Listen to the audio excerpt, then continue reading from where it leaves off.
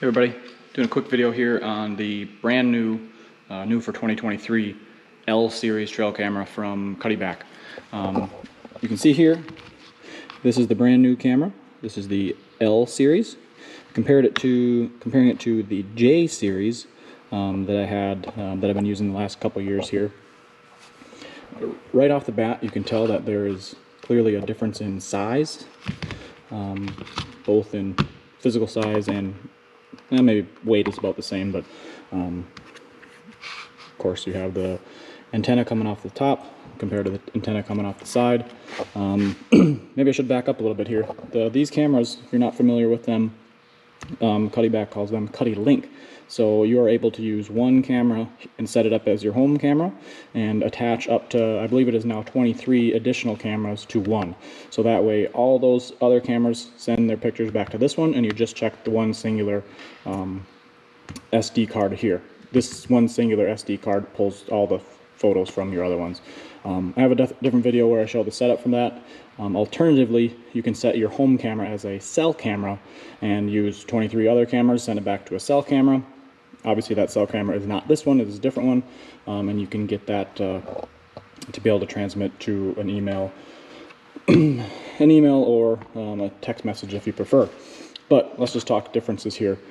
J camera has this kind of hatch here with an SD card that goes on the bottom. I've had some problems with water basically filling up inside of here, whereas now on the J, I'm doing this with one hand, they've pretty much cleared that up. Better gasket around here. It looks like a good gasket around here, and then there's a secondary door here to get to your SD card, so should be much better that way with keeping the water out of that SD card. The other thing right away, accessing the battery on the J camera requires you to take this screw out. This flips down and your batteries pull in kind of like these four shown here, compared to here, excuse me while I do this with one hand,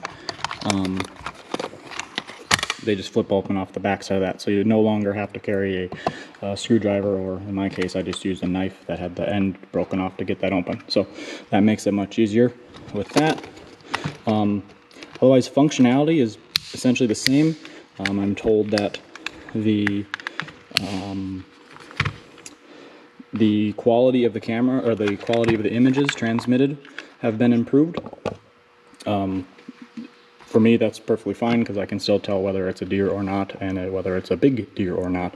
So that doesn't matter so much for me. But this one here, they've added in the ability to adjust the sensitivity as far as how it picks up, and knows that there's an animal in front of it, whereas this one does not have that sensitivity. Similarities, still has the same lens for picking up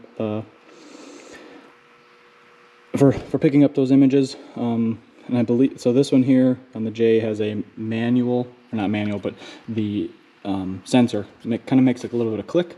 Doesn't bother me, but some people say it does. I believe they've fixed that here, where that is now digital.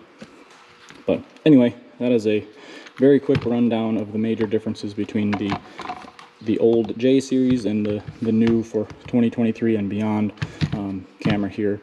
I should also say that the L has replaced the J and the G, so that should make things a little bit easier there. Got any questions, let me know.